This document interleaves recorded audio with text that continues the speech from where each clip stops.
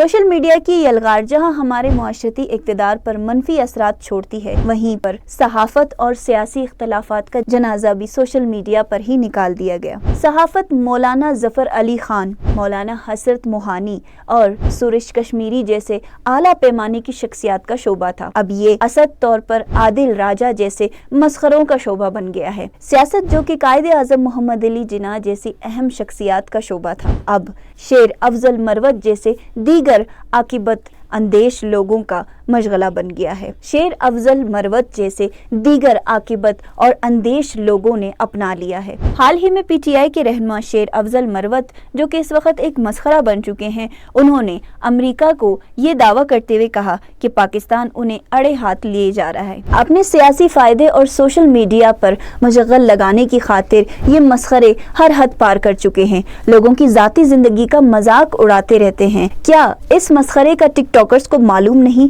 कि मुल्क के अंदर क्या असरात हो सकते हैं? एक झूठे बयान पर अगर अवामी रद्द अमल आ जाए तो मुल्क की क़यादत और अवाम में गलत फहमी पैदा करके इस मसखरे ने क्या हासिल कर लिया? इस झूठे बयान का हमसाये मुल्क के साथ हमारे बरादराना ताल्लुकात पर भी असर पड़ सकता है।